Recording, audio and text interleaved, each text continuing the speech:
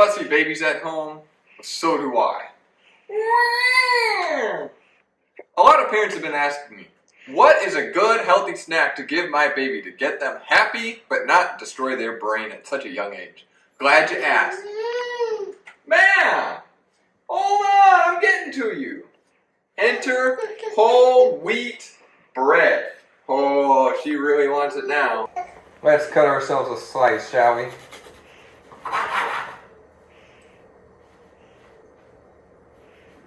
Soko want bread?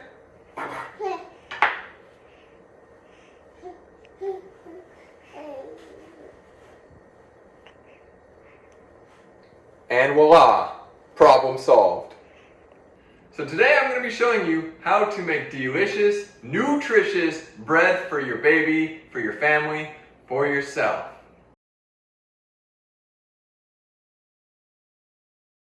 So first things first, we're going to start with 3 3/4 cups of water. Now this is special water. You can use regular water, you get regular pure water, but this is actually special water because it's starch water, which is the water I used to make pasta in yesterday. So let's get 3 3/4 cups. How's that? Looks good. And let's put it on the stove and warm it up.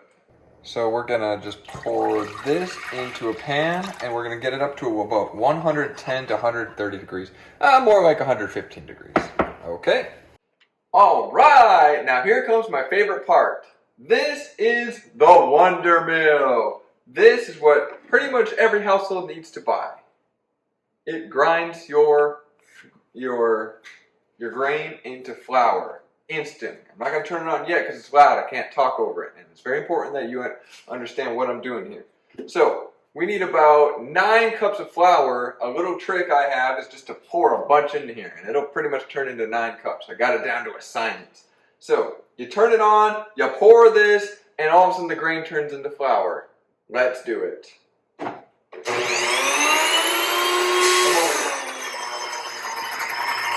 do it again.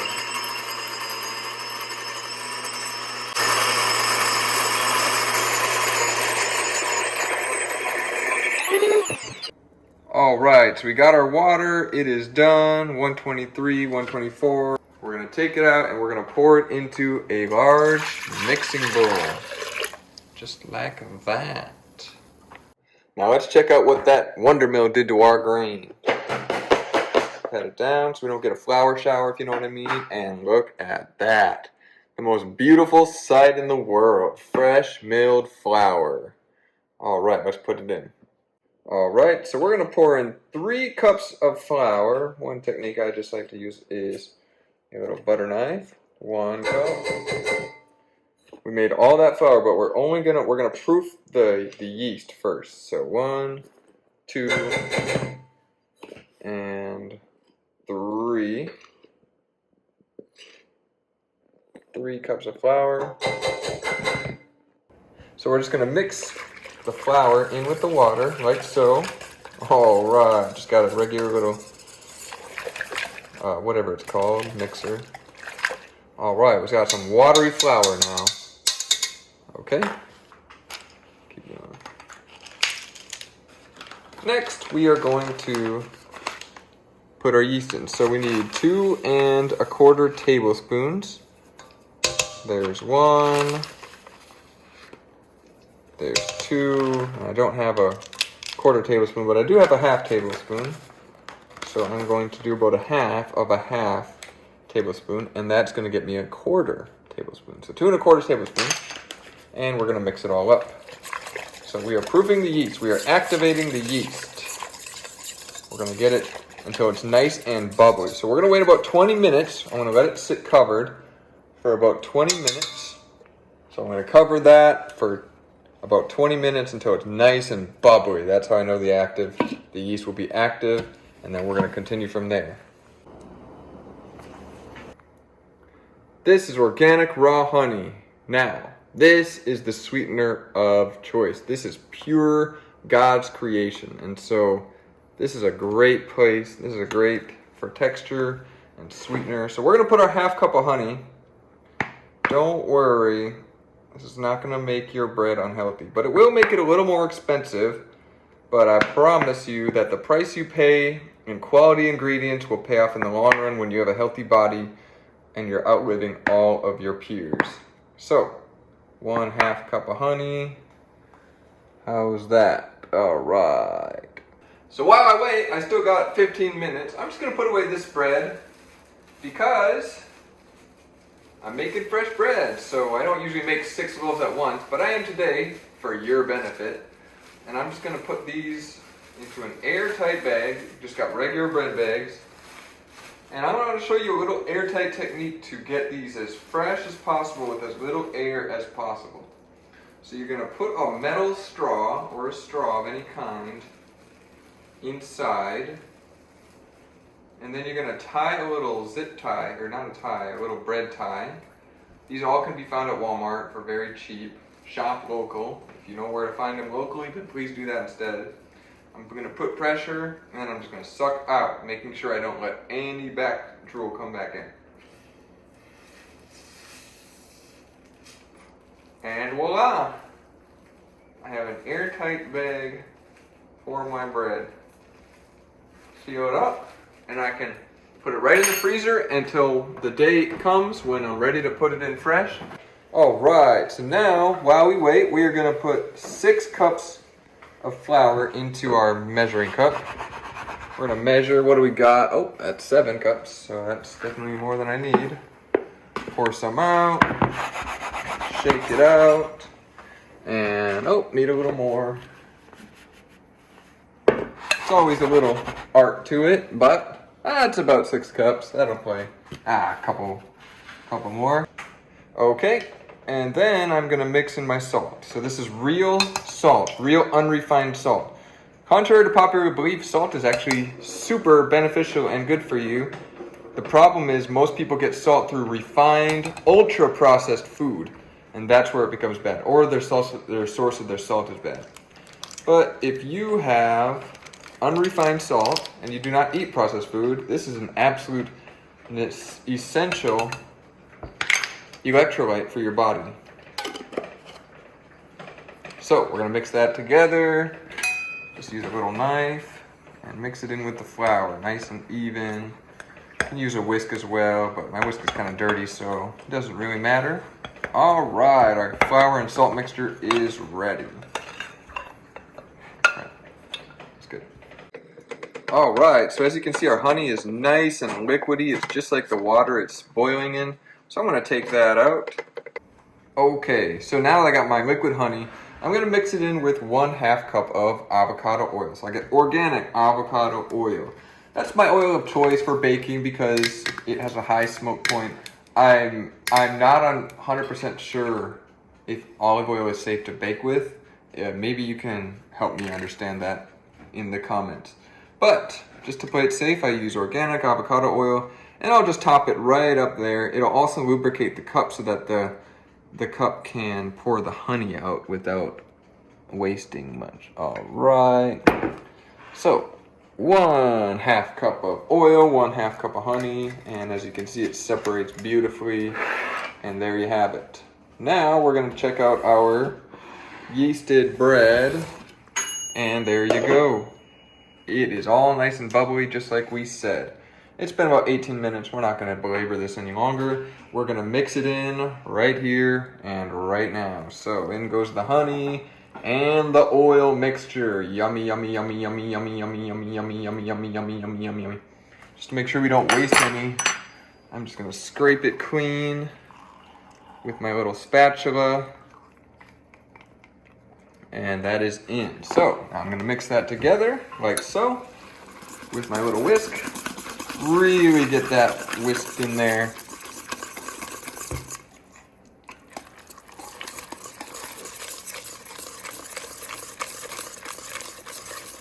And now we have a nice mixture of oil, honey, yeast, water, and flour. So now we're gonna mix in the salt and the flour mixture.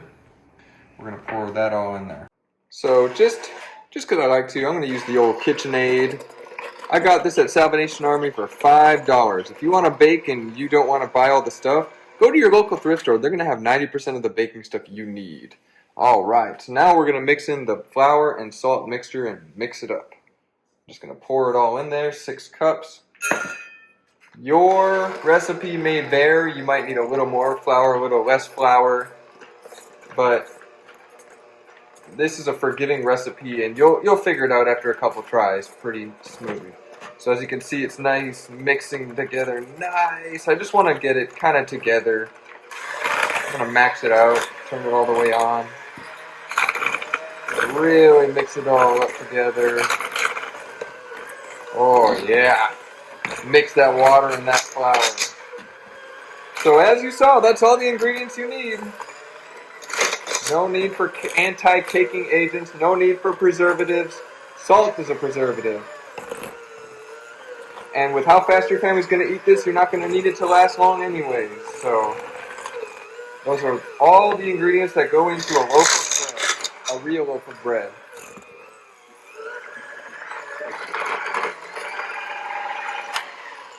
Alright, that's all mixed together. So now that it's all mixed together, I like to just do this little trick. And this little silicone rubber thing that I got as a gift, what an amazing gift. I use it every time I bake. And it's amazing. So it scrapes the side of the bowl, and then I just like to make it into a nice little bowl. And then I'm going to put it on the KitchenAid stand mixer. Cut. Alright, so we got a dough hook attachment, or a spiral hook attachment, for our KitchenAid. And now we're going to put it on, and we're going to turn it on and start kneading.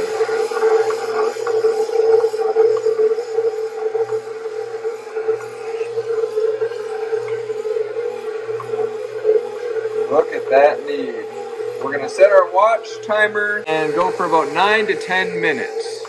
Like this, and then we're going to check back. Alrighty, so we're at right about 10 minutes. As you can see, it's not pulling away from the sides of the bowl. It's stuck on that. So I'm going to do a little technique. I'm going to turn off the KitchenAid, and then I'm just going to scrape down the inside of the bowl and get it all into a nice ball, just to get this involved a little bit in the action. Alright, depending on how you make it, it might actually do that on its own, but when I do it, it doesn't really, but it's all good. So now that I got that into that nice ball, I'm going to pull it back up, and then I'm going to run it again. We're going to get a nice bowl. Look at that. Alright, so now that that is all together, we are just, I'm going to keep running it to get it off. Alright. I'm going to take the spiral off, take the entire thing off, and we're going to go back over to the counter. Alright, so now I'm going to use my amazing little, whatever it's called, to scrape off the spiral hook of the dough. Like so beautiful. Don't want to waste any bites of breath, if you know what I'm saying. My mother-in-law calls it breath. Weird. Alright. So now we got a nice, beautiful, soft piece of dough. This is just amazing feeling. Alright, so now I got my avocado oil, and I'm just going to lightly grease the bottom of the pans. This way I will get the bread. This way the bread will not stick to the bottom of the pan once it's hot. Alright, 1 down, 2 to go. We're making 3 loaves. So this batch is good for 3 nice sized loaves, as you saw at the start of the video. Or you could, if you have bigger bread pans, you can definitely make 2 nice, really nice sized loaves. But it kind of depends on what you got. These are just some standard 9 by 3.5, 8.5 by 3.5, or something. 9 by 4. I don't know. They're just regular loaf sized pans. All right. And now what we're gonna do is we're gonna get this big ball of dough out of here. All right. So we're gonna pull it out. That's my technique right there. Got a little flour there. You don't really need to flour your surface. You can if you want to be bougie like that, but I find it superfluous. All right. So I got that. I don't want to waste any flour. Scrape that out. Now we're gonna kind of just work with our dough, and we're gonna get it into 3 equal parts. So As you can see, this thing is literally the all-purpose bread tool. Still don't know what it's called. If you know what it's called, please tell me in the comments. We're gonna divide it into about 3 equal parts. That's a big part. I'm gonna make this one into 1 part. And look at that clean slice. Ooh, that's small. And then I'm gonna cut this in half, like so. And then we're gonna kind of just make them into nice little ovals, if you will. And then you can either weigh them on a scale. If you want them all the same size, you can weigh them. I don't care that much. I clearly see that this middle one is the biggest, so I'm gonna take a little of the weight off of that. And then, yeah, that definitely helped that one grow a little bit. It's still bigger. I'm gonna add a little bit more to this loaf, just kind of working it. A little more. You see how it stretches? That's the gluten. Don't let anyone tell you gluten is bad. Gluten is the stretchy substance in wheat. But the problem is in conventionally sifted flour that is not freshly milled that you buy at a store or is in any of your packaged processed foods. The gluten in those foods, it's pure gluten. And so that's the only part of the flour that gets kept when you sift that flour. And that's why people have gluten problems, because it's not balanced. So this grain is balanced because the germ and the bran is still intact. It has not been tampered with. You literally saw me mill it fresh from the grain 10 minutes ago. And so that is why people with gluten sensitivity can eat this bread and be perfectly fine. There's nothing wrong with gluten. There is a problem with processed flour, okay? That's the difference. So we're just working our loaves of bread, and we're just gonna pop them in there now. So let's start with this one. Get a nice little oval. Just feels so good. It's a nice warm loaf still because it was obviously the hot water. Okay, there's one. And we're gonna do the same.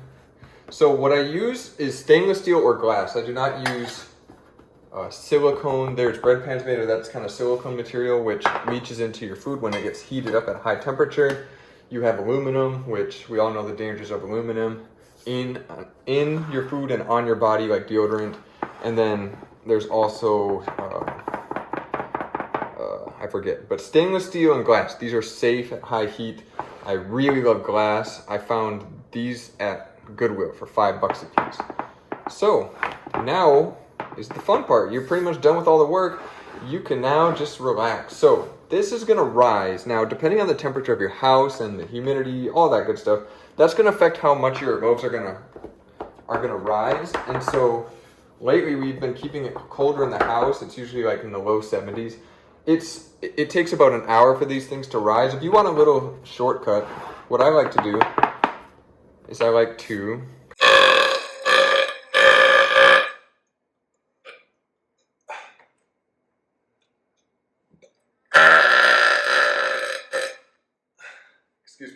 What I like to do is I like to bake, or I like to turn the oven on to let them rise.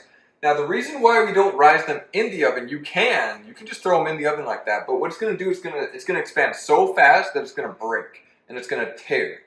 And so to do that nice and softly, I like to just turn it on 170, the lowest setting the oven will go, and then I just pop it in the oven. And it'll be definitely a warm environment in there. Once it gets up to 170 or whatever, I'll just turn off the oven and I'll leave it cracked just so it's warm. I don't want it hot in there. I just want it warm in there. And then I will let it rise. So we're gonna let it rise until it's about 1 inch above the pan. So these loaves are gonna rise to over the pan. Yeah, it's gonna rise that much. It's pretty freaking awesome. So we're gonna let that happen. Once they get to that size, we're gonna bake them on 350 for 35 minutes, if that's all right with you. All right, so I'm gonna let that preheat. All right, so let's check our bread. Ooh, baby. Ooh, baby, I like the way you move. That is not quite 1 inch, but darn near. So I apologize, I forgot to preheat the oven. I should have taken these out a while ago so I could preheat the oven. But they are definitely, I'll let them rise a little bit more while the oven is preheating. And then as as soon as it hits 350, I'm gonna pop these bad boys in. But let's just take a minute to examine these beautiful loaves of bread. Look at how all of that has happened. And these are gonna come out as 3 delicious loaves of bread. Look at how beautiful they are. Let's just take a minute and examine the beauty of this bread. It's gonna rise a little bit more in the oven, but that's about the true size of the loaves. Alrighty, my friends, oven's at 350, let's pop them in. I like to put them right on the bottom rack. I'm gonna put my 2 glass ones on the outside. The stainless steel does not get as hot as the glass does. So I'm gonna put that right in the middle, and then I'm actually gonna bake it a little bit longer. I'm gonna leave the stainless steel one in there for a little bit longer, but I'm gonna put it in at 35 minutes and let the oven do its work. Well, well, well, it appears that our bread is done. Let's turn that off and see what we got. Oh my Lantis, that is some good looking breath. All right, after all that hard work in the kitchen, our work has paid off. Look at these beautiful golden brown loaves of bread. So it makes you 3 beautiful loaves. As you can see, it didn't really rise at all after that initial rise before we put it in the oven. That was our rise. They flattened out a little bit in there. I'm trying to figure. I think I need to put them in a little bit sooner to avoid that from happening, but I'm not entirely sure. It doesn't make any big difference. But these are our loaves of bread. Remember, water, yeast, flour, honey, oil, and salt. All organic, unrefined ingredients. That is what real bread is made of and looks like. None of that other bad stuff. This stuff will make you feel full and happy. All right, let's cut a slice and see how it is. This is the one that I made a little bit earlier. So there you go. Look at that beautiful texture. Got our pure Irish grass-fed butter that we slap on there. Oh, looks like the baby is awoken and she's hungry for some bread too. Got our organic strawberry preserves with only 3 ingredients. We're gonna slap it on there. This is proof that you can eat unrefined carbs, you can eat gluten, the good stuff, without the health risk associated with it. This is a PB and butter. Okay, thank you for watching this tutorial. I hope you learned something new. If you're unfamiliar with milling your own flour, it's literally as simple as that. You get yourself a grain mill. If you don't have a grain mill, you can use a blender. Put it in a blender. Blend up the grain. It'll grind it for you and get started. I have just basic tools that you find at any thrift store. It's so easy. Basic ingredients: honey, oil, salt, water, flour. It's all the basics, but that makes all the difference. Grain is one of the most nutritious, delicious foods on the planet. We've been living on it for millennia, but recently it's been corrupted, it has been damaged, and I'm bringing it back. Sue Becker's bringing it back. Grains and Grit is bringing it back. I used her recipe, by the way. Thank you. Shout out Grains and Grit. Love you and your channel. We're all disciples of Sue Becker. God bless Sue Becker. She has done this world so much good. You can find grain from the local Amish or the local farmer's market, or I buy mine at Down to Earth. If you have a Down to Earth nearby, you can find grain. Just look it up. You can bake anything with this. It's so simple. It's so basic, but it's so delicious. Okay, my family goes through an entire loaf a day. I need to bake like 6 a week in order for my family of 4 to be happy. My baby loves it. I can give little snacks like that to my baby and not feel any type of way about it, not feel bad about it.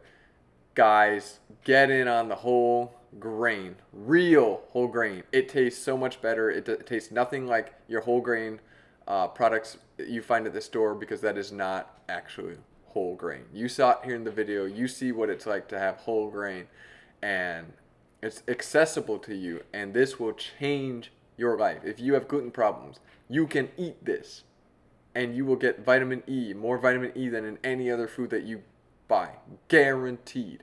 Also, you just have so much access to all the things you can make: brownies, cake, cupcakes, banana bread, pizza, literally any, tortillas, chips, all of it. Okay. Thank you for watching, guys. I hope you learned something. Hope you were entertained. And with that said, Jimmy's Journey and Jimmy's Bakery is signing off. See ya.